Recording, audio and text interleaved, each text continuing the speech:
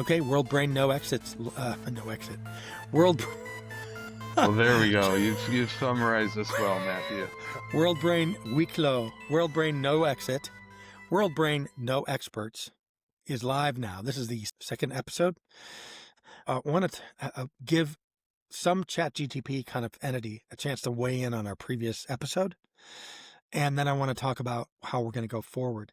But first I want to just throw out one idea that I had. So we've talked about, I've seen articles about, AI as a mass delusion, sort of a group hallucination. It's something a lot of investors are pinning their hopes to because they think they can fire all the people who are working for them and just have this big bloodbath and everyone will be poor and it'll be awesome. But it does, I think, the way we all experience various parts of AI, I do think it provides some kind of multidimensional Rorschach test.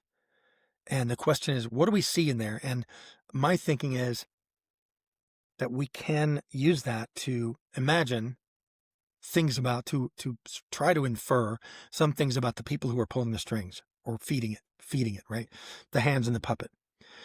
And so another way to say this is that, and this gets to what I think this podcast is and what it should be, is whatever you want to say about the current state of humanity, you can just say it about AI. Right? So now you have to talk. I'm basking in the objectivity and neutrality of your Oh my statement. God. Okay, let's have it. What do you mean? Honestly, what I spent quite a bit of time because I know we've got some really interesting guests coming, and Mm-hmm. one of them wrote a book about why. It's interesting the premise because part of the premise is AI is not all that it's cracked up to be, but Yeah. the other part of the premise is therefore we should not fear it. So a really Yes. interesting premise. I would say then the content is extremely dense, also involves a lot of mathematics, a lot of formulas in physics, as well as a lot of very, very obscure and sometimes well-known, philosophical principles. So I actually started digging into that and Oh, good. was reading summaries and listening to summaries of the book and of the arguments and of the Mm-hmm. counter arguments. And the thing that kept on coming up over and over and over again is incredibly oversimplified reasons why it's all nothing, right? Okay. And really extreme language. So I'm accusing of you of just doing exactly the same thing, right? Good. It's a very simplified reason why it's all a bunch of hooey. Um, Well, and I didn't say hooey. I just said basically that it gives us, and Rorschach is obviously an assertion that like there's a lot of noise and you can adhere whatever patterns you want to it. So that's mhm, not exactly the same as saying there's nothing there. It's just saying got that it. depending on what screams you hear from the other room, you can decide, oh, they're having so much fun. Or, oh my God, someone's being hurt. We need to call the police. Right? That's all Yep, I'm trying to say is that it's putting out some really weird signals. And I think yep, we're in a position to at least opine about those and offer options for people to interpret them. yep. One that I loved reading about and thinking about was just imagine a fox in the forest hunting. Imagine all the things that its brain is doing, and brain and body, right? So part of what that's still us imagining it. That's not necessarily, being a physicist can understand the physics of it. It's not necessarily understanding the biochemistry of what's, all the different processes. But that's a really vivid idea of like, that's a pretty simple concept, but Mm-hmm. it's an infinitely complex one, right? So the fox is making all sorts of movements, adjustments, reactions to its environment. It's then making a whole bunch of tactical decisions. It's responding to all hormonal cues, hunger, fear, aggression, and then it's doing all this to survive. Mm-hmm. And one of the assertions, about AI is that there's just absolutely, it's not even remotely possible that anything using computer computation could do all of those things in that infinitely complex set of ways. I happen to disagree, um, but I still think it's poetic. I think it's kind Well, of a okay, beautiful, so beautiful set of you're talking questions. about Yop's assertions about Yeah, yeah, how that's his. almost impossible it is for AI to operate as a predictive model on reality, right? Because reality is so complex. Even one cell, I think one of the slideshow things he said, even one cell has more factors in it than any supercomputer could possibly validate. So then combine that by even things that are within a square inch, and you've got an impossibility, right? I think that that's a thing we can talk about when Yopes is here. We should. But another one is that what it's for? You know, what are we the not only is AI not one thing, but it's this umbrella that all these extra things keep jumping under. Like all these other, yes, we know automation is going to become more complex and more powerful in everything that we use computers to do.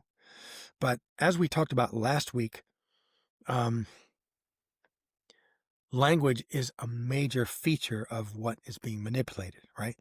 And what I brought out was if the human experience of being alive, consciousness, is mostly like that, if language and problem solving and tool use are the visible part of all the life experience, the inexpressible part of knowing that you're alive, knowing you're an organism, knowing that you're seeing things, you're feeling things, you're noticing things, you're remembering things, you're feeling your own existence.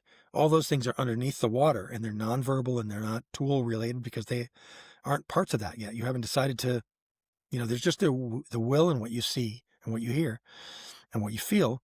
Um, then AI, I don't see anybody even proposing to model the experience of what it's like to be alive. I see a lot of people modeling what it's like to try to solve problems with tools and try to solve problems with language, and that's fine. But what I wanted to say about after last week, after I listened to it, was that humans make our decisions based on the nonverbal stuff to such a large extent that it's hard to understate that, right? And so then after we make our decision and we punch the guy or we cheat on the wife or we quit the job or we fire the firearm or we declare war, then we come up with language to explain why we did it, right? So one way of you'll hear this is the body keeps the score and the mind cooks the books. Okay. So the reason I bring that up is not because I want us to have a conversation about trauma and recovery. It's because I want to say that what AI seems to be specializing in is the stuff above the neck, as it were, right? Language, tool use, problem solving. And I don't want it to go below the neck, but I also Mm. believe that most of our conversations about AI don't handle the fact that AI doesn't have a body or a lifespan, so it can't really experience things below the neck, So right? Does that make we're sense? definitely it does, except that I always feel like you go too far. I mean, I was just about to say, wow, Matthew, I'm almost at the point Go where I too might far. actually be agreeing with you, We can't have that. and then you just went too far. I mean, Where did I? part of Well, where that did I is cross the line? so it's well, part of it. So I'm once let me start with what my realization was, and the part of I was agreeing with you a lot, which is, so much of what I'm thinking about has to do with the world of work. Hmm. Why am I preoccupied with the world of work? Because that's where I think AI is poised to just have a massive, completely unrevertible impact. Hmm. And I'm realizing that so much of that what we do to quote work, can be impacted, can even be replaced because so much of what we do in the world of work is inconsequential in the sense of what you're talking about, right? So there's so much of life and existence that goes so much farther beyond, what we're doing in this world of work. But Hmm. the reason why I'm so preoccupied with work is it can overturn the cart. It can overturn some of what we were talking about last time. It can knock over It being the IT or structures of AI, right? civilization.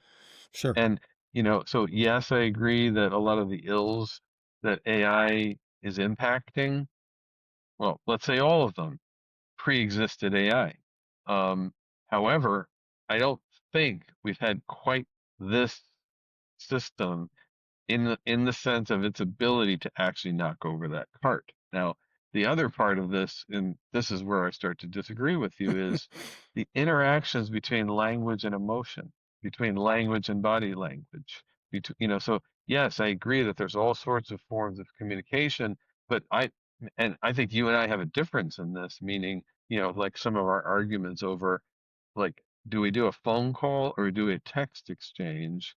Where for me, that I think another way of, in addition to dividing the world between those who turn on television on when they enter a room, Hmm. turn it off, I think there's a big distinction in those who feel that their own written communication is more honest and their own Hmm. spoken communication is less honest, Hmm. and the opposite type of Okay. person who feels Okay. exactly the opposite. I think you are the person who actually feels more honest in spoken interaction. Hmm. But you're also somebody who thinks really well on your feet, really, really well. And I'm actually the opposite in that sense. I sometimes have to write something over and over and over again until it adequately expresses, because language is so faulty, right? Hmm. Language it does a very poor job of expressing emotions and getting them accurately. Hmm. However, I believe you can always get there. I really do. I think Okay, if so you here's the work hard question. enough, So here's the you can question. always get there. If you're a person who really wants to be talking on the phone, when you see somebody, when you see that thing on your messages, when you're trying to text back and forth, and there's a little ellipse, and it says Yuri is typing, and they type, and then it says Yuri is typing, and then it says Yuri is typing, and then it says Yuri, and you're like, okay, he's trying it, he's rewriting it, and that's freaking irritating. Why doesn't he just pick up the phone and say what he really means? And that's something that I think um, sort of plays into this whole conversation about Well, whether because texting is if I more pick real than up that talking. phone, which by the way, here we are, we've been talking and talking. It's great. I love like there's nothing like you and me talking.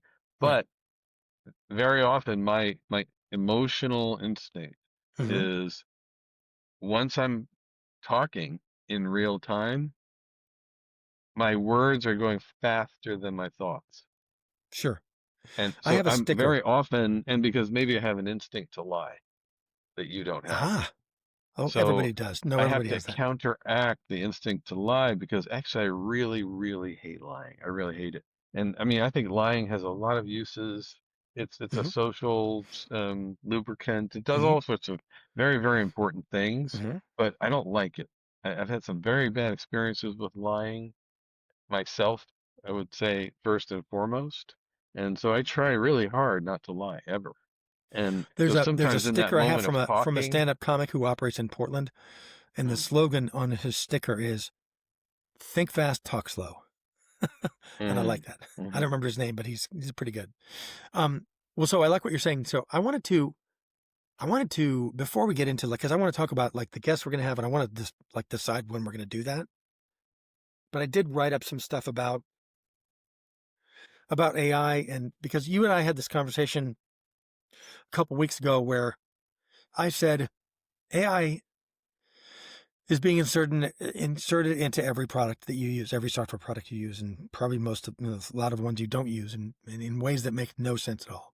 And it's a product that investors are so excited about because they think they're going to, because in order to play, they have to keep pouring money in, right? Mhm. Um, and I said, they're offering a product that no user actually wants. Nobody has ever asked for this. And you said, remember what you said? Well, I can tell you what I'm saying right now. Go ahead.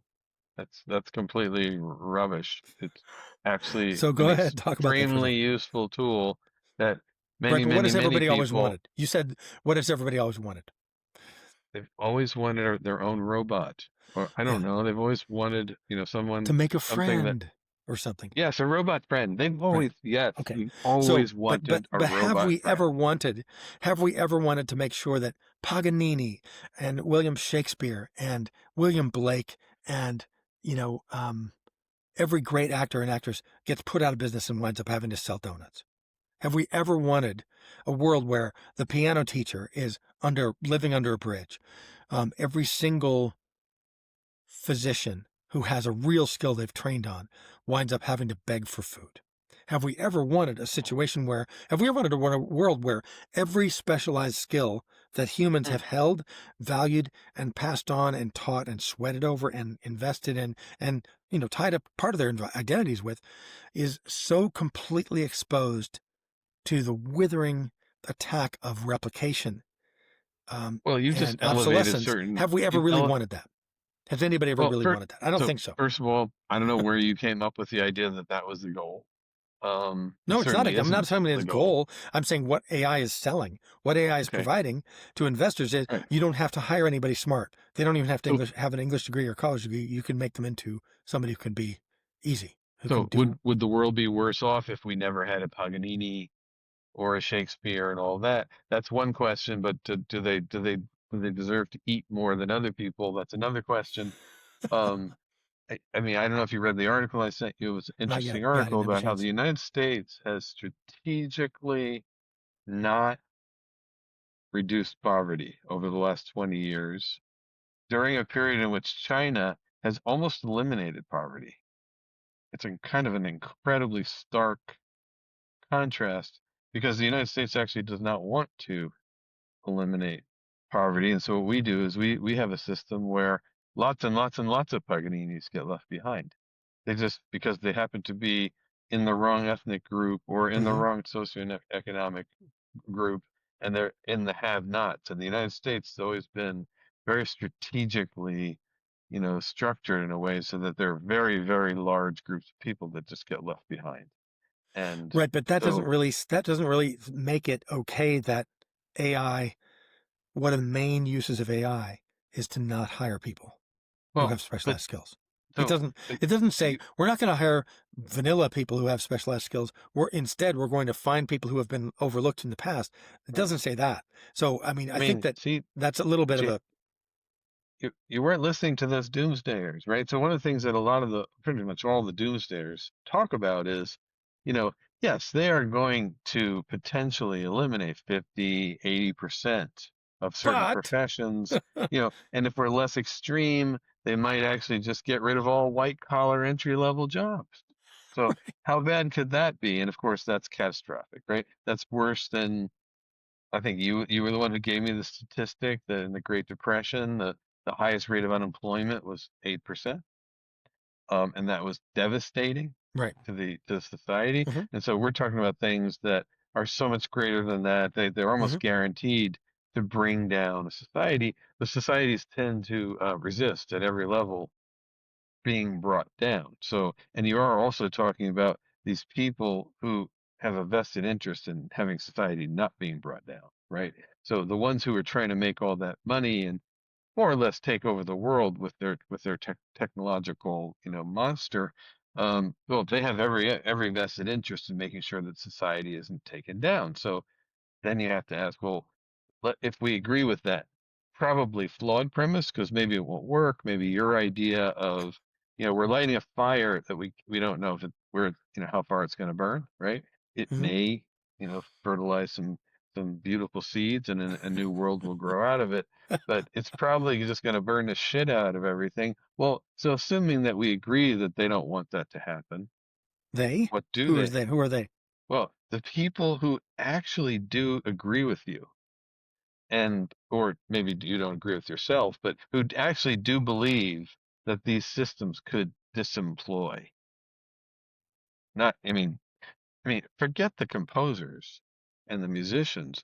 We're talking about the core and the backbone of what, like the boring, white collar jobs that keep this country afloat. So The let's put it another accountants, way. Let's put it another the way. lawyers, all those The people. middle class or upper middle class jobs who pay for their kids to have lessons Right. at a Right. music school, for How instance. is it? Or How is that all going to work? Right. So what's interesting is capitalism keeps going, right? Because you still got profitable companies that have become more and more and more and more productive, right? So in theory, as long as you have a consumer left to consume, you've got all these producers of goods and services that continue to be more and more and more efficient. So Now what you've done is you've linked profit to something other than humans. And so how does that all work, right? That doesn't work. That's an equation because without one, you can't have the other. Without the consumer to buy things, what's the point of producing things, right? Right. So what do you do? What do you do? You inject money into the system. Now, then it becomes a whole different question. So universal If you basic income, is that inject, what you're talking about? if, right, some way of doing that, some way of putting money in your pocket so that you, as a free individual, can go off and make decisions on what you want to buy and who you want to, so capitalism continues on, but you have to have, but you don't have a job, or maybe you're only partially employed, and you still need all that money circulating through the system, and you need people to consume things. Otherwise, the whole thing breaks down. So then it's no longer a question about, am I under a bridge? The real question is, what do I do when I'm not under a bridge, but I didn't do anything to deserve to not be under the bridge? What do No, humans do with no, that? actually, no. Having a shit job and making enough money to live is not a conundrum for people because a lot of people have shit jobs. Okay. They have a job Okay, selling insurance or they have a job watching donuts come out of the machine. I mean, they have a job. Like, okay, think about the people at a grocery store who now, they used to ring you up and now they stand by the self service terminal, the okay. whole row of those. And in case somebody has a problem, they go over and help. Otherwise, they just stand there. To me, Right. that's one of the most insulting jobs you could possibly Right. have. So I mean, what that's if like the I guy who, pay?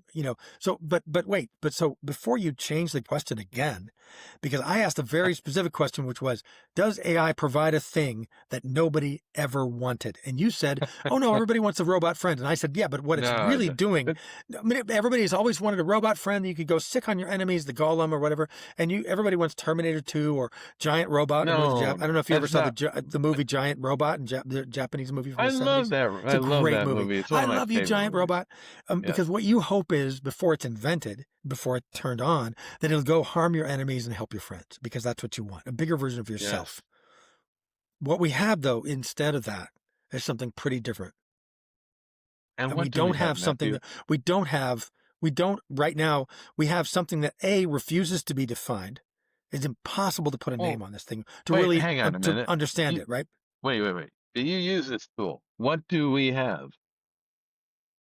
What we have right now is what I said at the beginning, a mass delusion, a mass Um, hallucination, a group hallucination. The investors all hear, great, you can hire fewer people to do more work. And the people who work there, and this is my daily life, okay? The people who work there in a company will be told, you will do this for the sake of the AI implementation. And then that okay, will make your life better. No one okay, explains what the point is, right? But what we do have is a bunch of tools that are introducing AI concepts. And hey, would you like AI to do this? Summarize this email, right? If I don't want to read the email, I don't want to read the summary of it.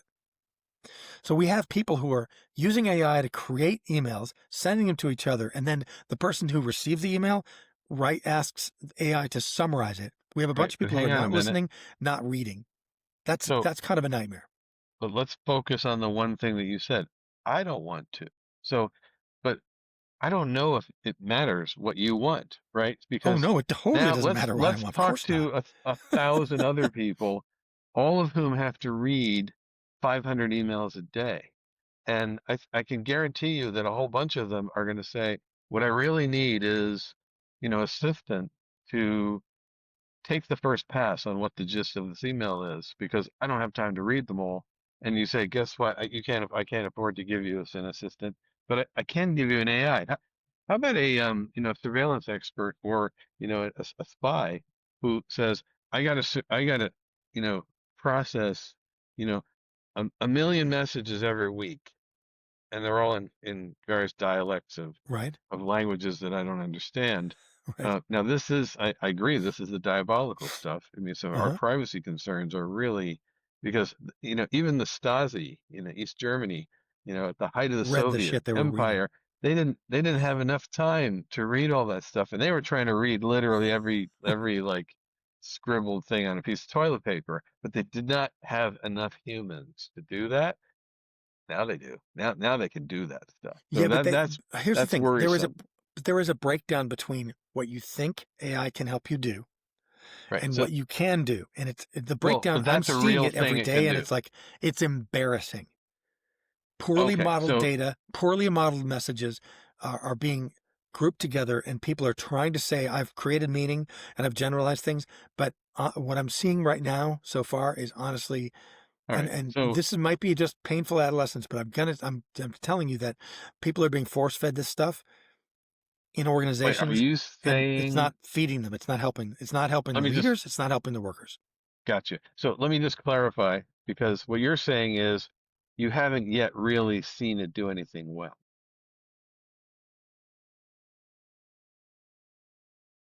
It's that I have seen it create a mountain of meaningless crap out of Okay. which you can pluck maybe one kernel of corn.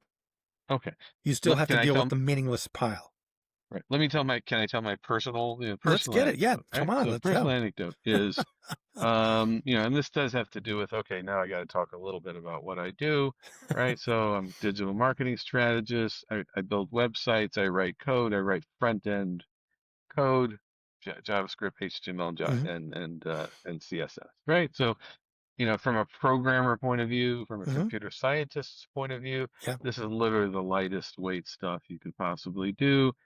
But it does, it requires a combination of knowing some code and aesthetic sense and strategy. and it So makes your life a lot easier on those things, right? I'm pretty good at those things, right? If Right. you mix them all together, there are a Yeah, I lot think of, so. straight, computer scientists and programmers can't do that stuff. They're not good at it. They don't know color. They don't know Yeah. design. They don't know layout, and so on. So that's the area that I'm in. But in my realm, there are some systems that are beyond my capabilities. Uh-huh. So I have always had, and I had for 15 years, a programmer. He's much younger than me, and I sort of took him under my wing, befriended him, Uh-huh. and he wrote a lot of this sort of. It's a very specialized version of JavaScript Uh-huh. that called Velocity. I mean, it's not that special, but Velocity code that works alongside the CMS system that Okay. runs my institutional website, which is fairly large. It's a university website. Hmm. So that's a person, that's a function, and Yes. that's actually a very long personal relationship that I had for 15 years. Right. Now, this guy no longer works for me. I hold a little bit of a grudge towards him only because I watched him slowly evolve from a middle of the road, liberal guy. He's a white guy. He's married. Got a kid, and I watched him go from that, who read the Huffington Post and Oh. smoked a doobie every Oh. now and then, to Right. like full out MAGA, full blown, Okay. like. And he was the guy in my life that I watched literally step by step by step. I see. And I kind of, I wasn't going to be able to stop it anyway, but I did make it clear to him at some point, anything you want to tell me, any argument you want to make, anytime you want to talk about it, I will never judge you for this. And he gave me a lot of insight, but also just watched him curdle. So that's strike number one. But then strike number two is he worked too fast. He never documented his code was chaotic. I mean, Hmm. he's talented and at some level because he did some very complicated things and he worked hard, but he just is like your nightmare of a coder, Okay. right? So that's the person I was completely dependent on. Then he left, and they gave me a new person.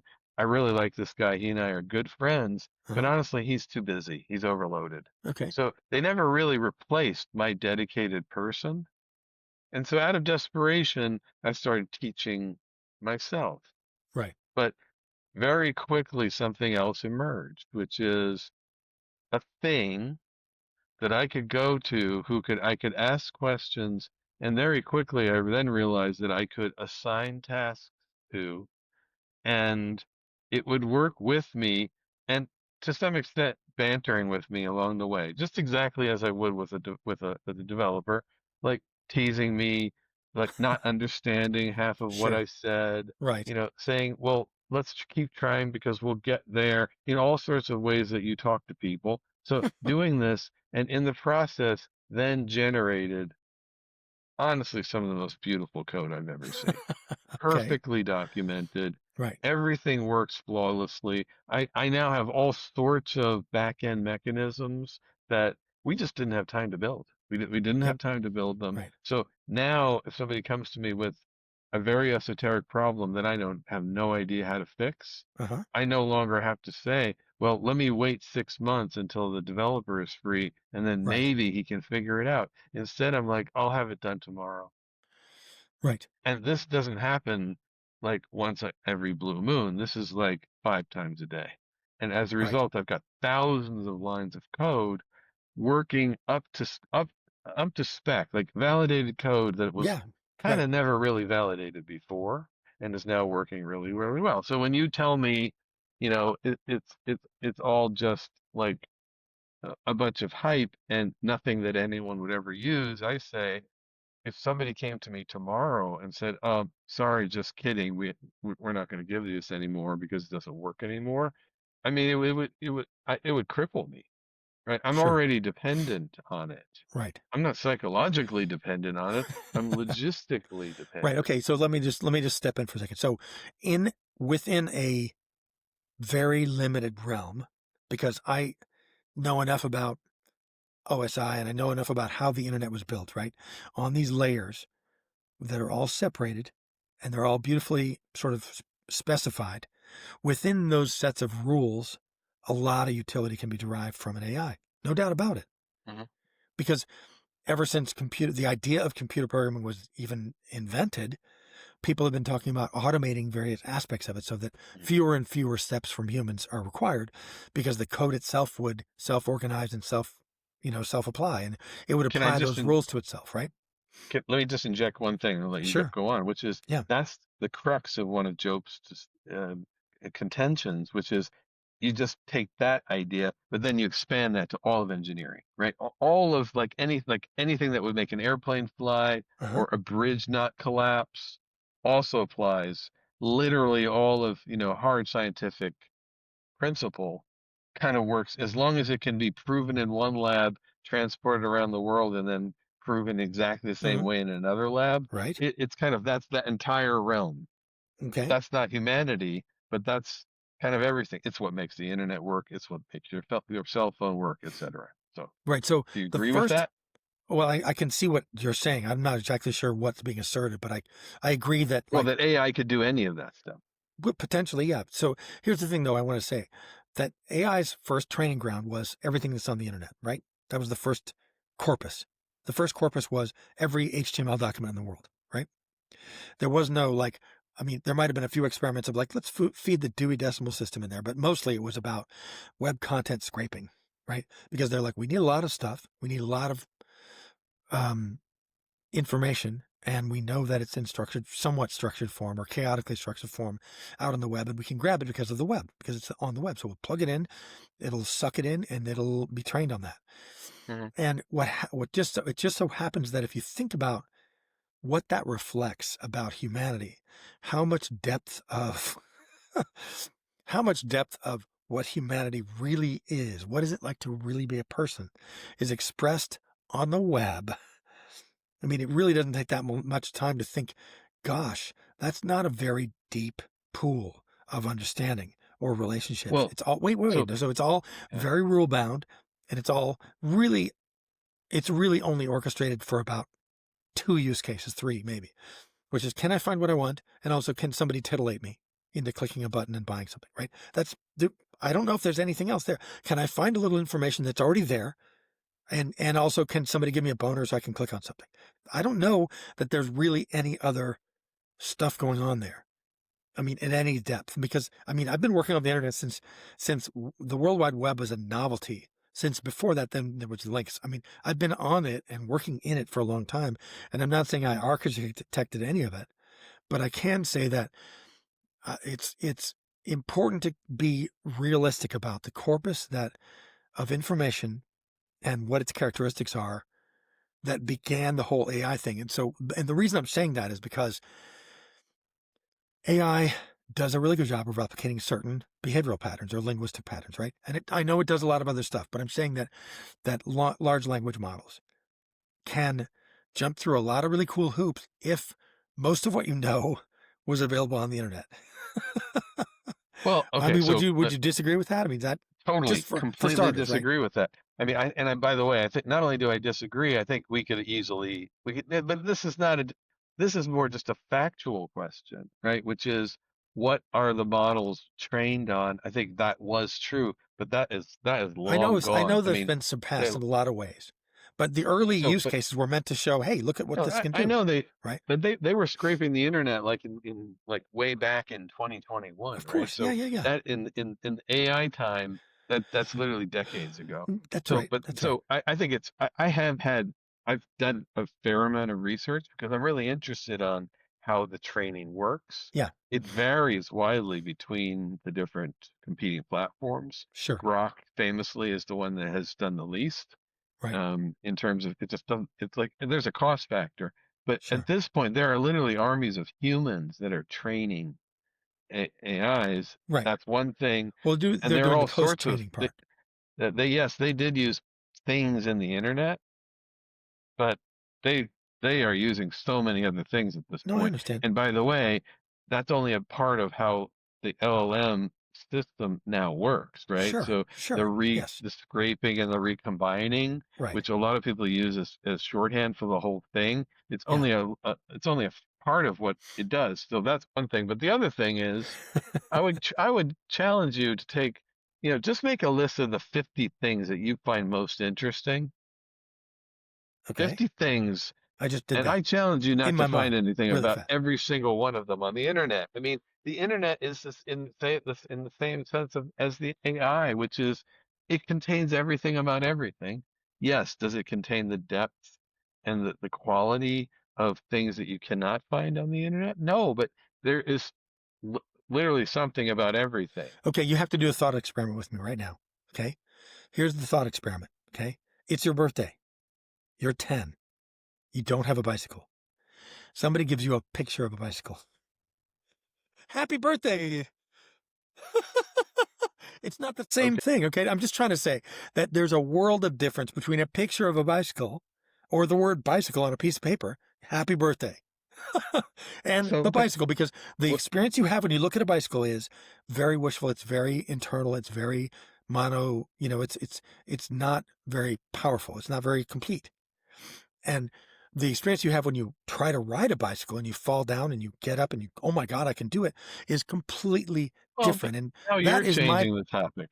You're hell completely no, I'm changing not. I'm saying I'm making a metaphor. The metaphor is a We were picture of a talking about bicycle. The knowledge early and days of the utility. internet, the early days of the internet are very much like a picture of a bicycle. That's all I'm trying to say. I know that it's moved on since then. I'm just trying to establish that LLMs performed a lot of tricks that impressed a lot of people based on this very early scrape of the internet. That's all I'm trying to say. Right, because Okay? the thing that impressed us initially was, I asked you about, tell me about Shakespeare, and it tells you something. And it Right. very clearly tells you something that it got from Wikipedia, right? I mean, Right. you can almost sometimes read the stuff word for word, Yes. and that was early on, but it is way, way, way beyond that. And Yes. Yep. So now, it hey, still let's do a does little that, by demo. the way. Let's do a little demo, shall we? Yeah, I asked you we earlier shall. too that if you thought it would be interesting to see if ChatGPT would weigh in on a transcript of our previous episode, our first episode, and I gave you Yeah, the transcript, and I don't know what right, it was like, but right. what happened? Tell me So, what happened.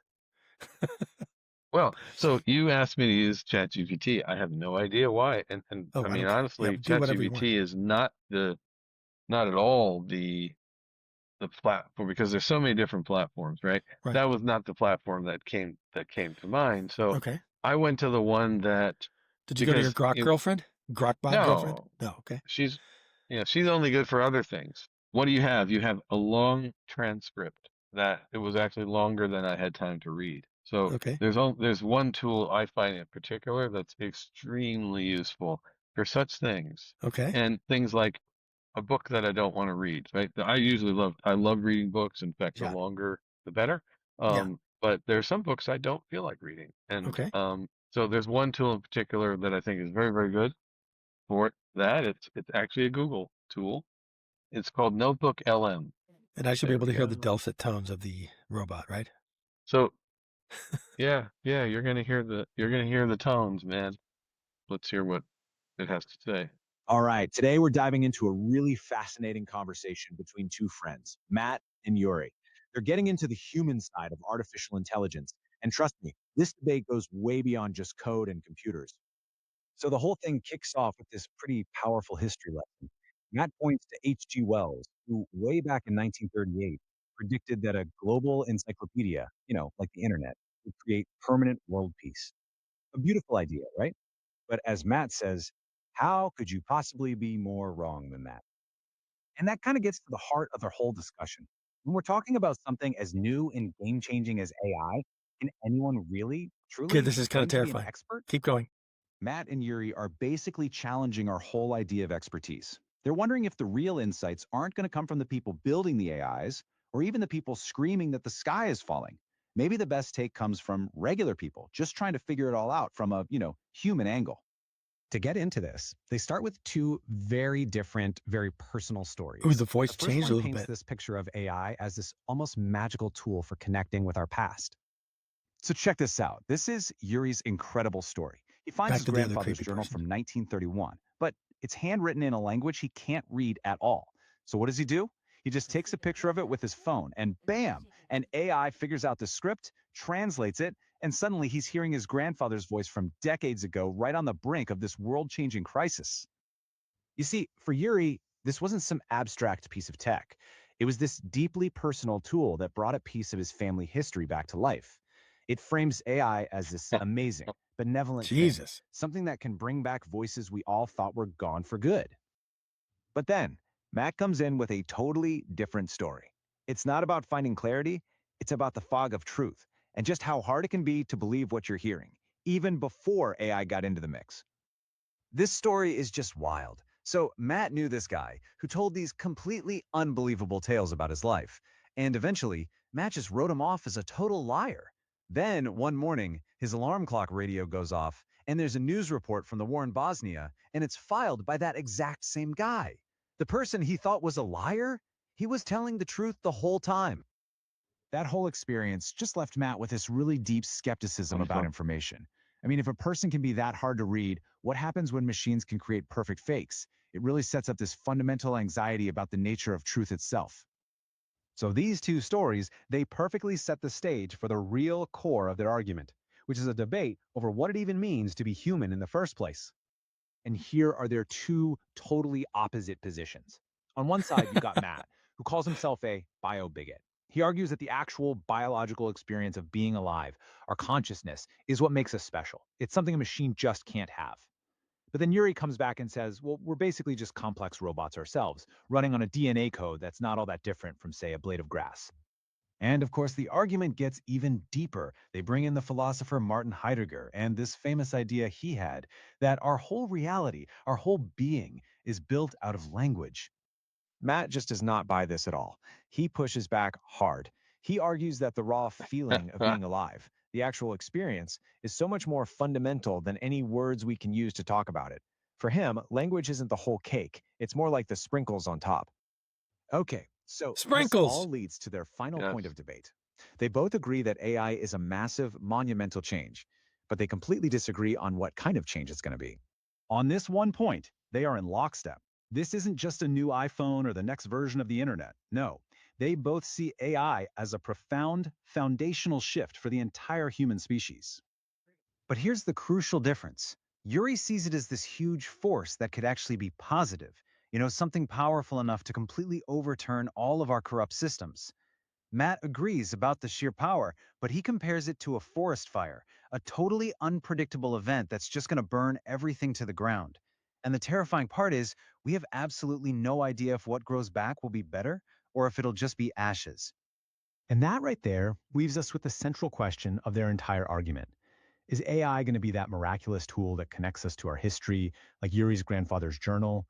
Or is it going to become the ultimate unreliable narrator? A force that makes telling truth from fiction, like in Matt's story, completely and fundamentally impossible? It's a huge question, and there is no easy answer. Nice job, AI. Yeah, that was good. So So what do did you you think feel about that? do you feel violated? I was trying to violate you. Um, that's actually not the bad one. There's another one. No, I thought that There's was good. I another think we should one. leave that in because it's kind of, I mean, it's a good Yeah, little ad for the thing. And of course, we own it because AI yeah. can't own anything. Can I just play you like 3 minutes of the Sure, other sure. one? Of the Because there's crap. another one. How did you The get the other crappy one, one?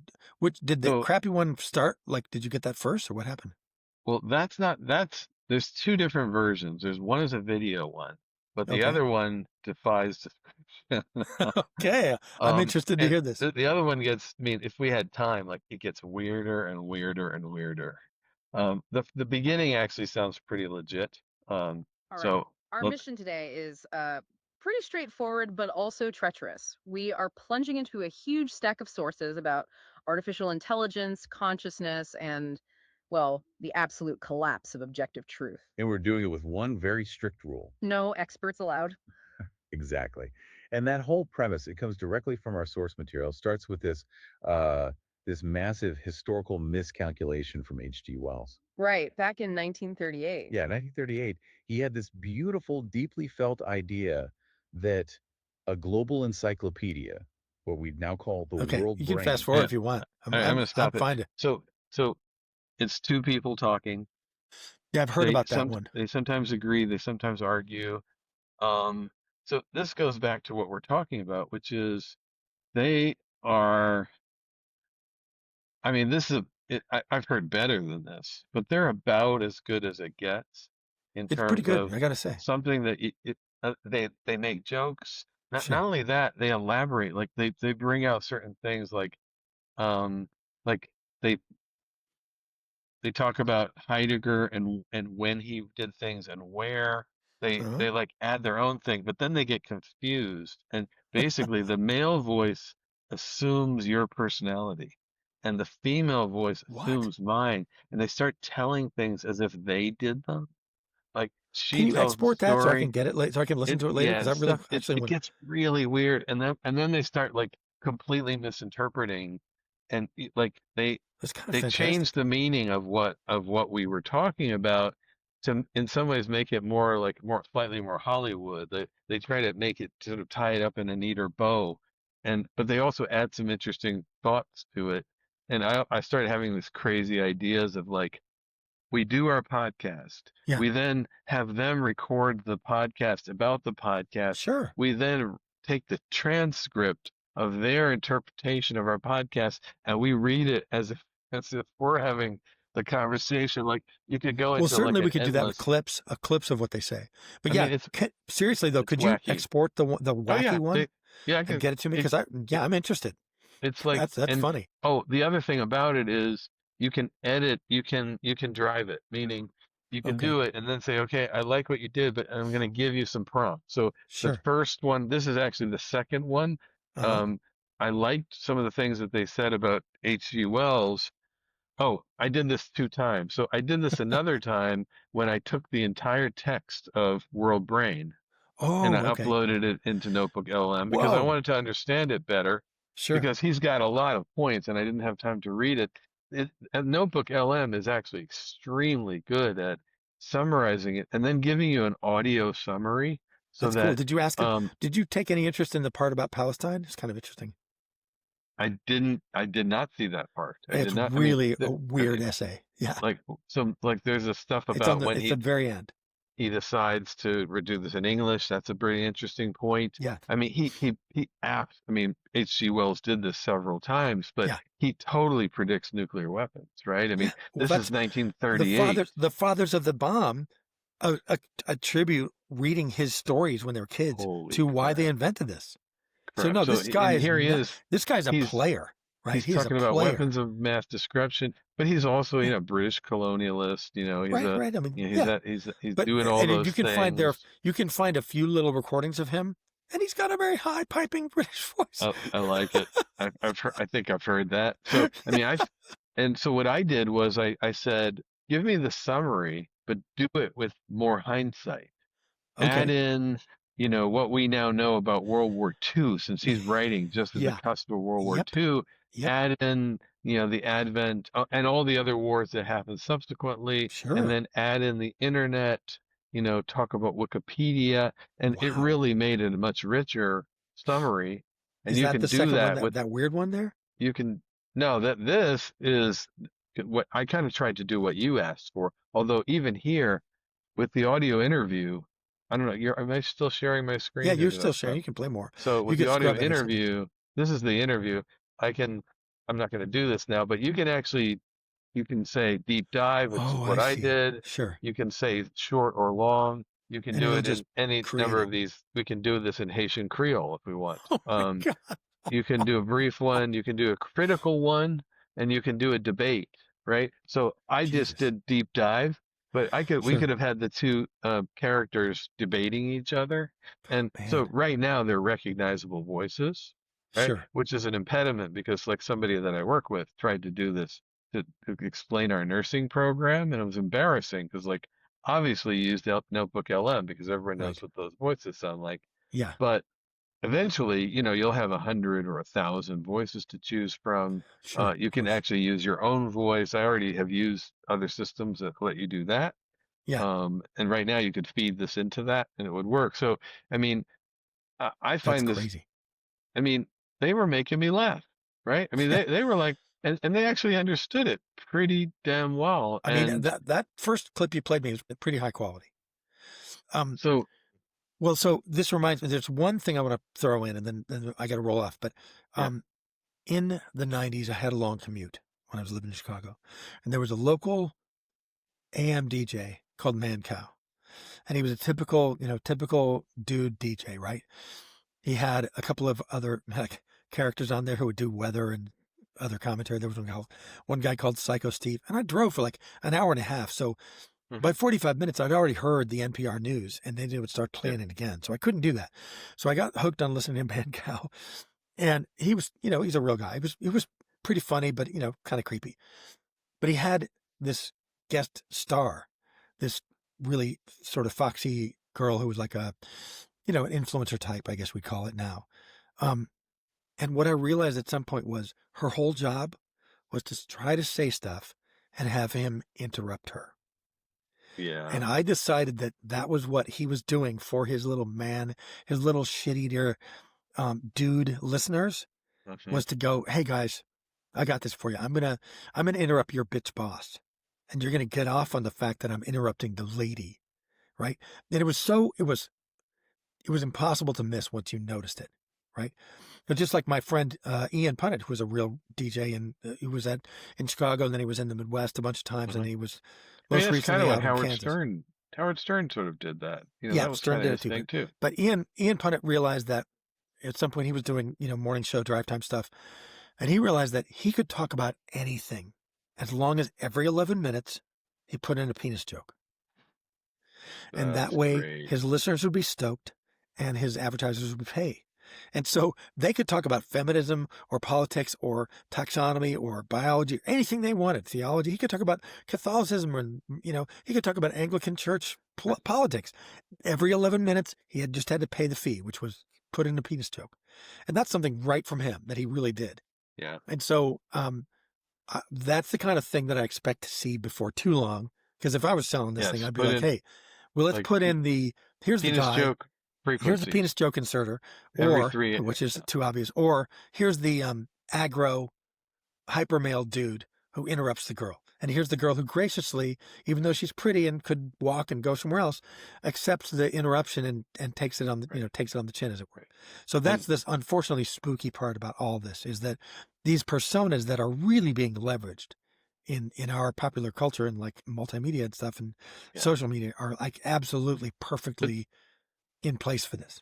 yeah, but see, this is where your argument starts to undermine you in the sense of your bicycle analogy, right? Because you're taking this stuff very seriously. But this is all still just on the realm of the stuff that you find on the internet. What I'm sort of thinking is it was all, I mean, and I think AI did a very good job of summarizing this. It's another Yeah. part of this little audio piece where it says, you know, we only had 100 years or 150 years in which, you had anything like so-called veracity on Yes. on these flat mediums, right? Okay. Now that has been exploded, and Right. now we're back to, the challenge for you and I, which is how do we actually create something that people connect with, that they Yes. feel is real, that makes Right. them, want to engage with this, even as we, hopefully push closer and closer and closer into these tools. As time goes on, we're going to be demoing, the moment where you can insert the penis joke, but you can select the presenters, right? I Sure. mean, because we're very close to that. Right. You've got, it's not just audio, Right. right? We're much closer to that than Uh-huh. most people realize.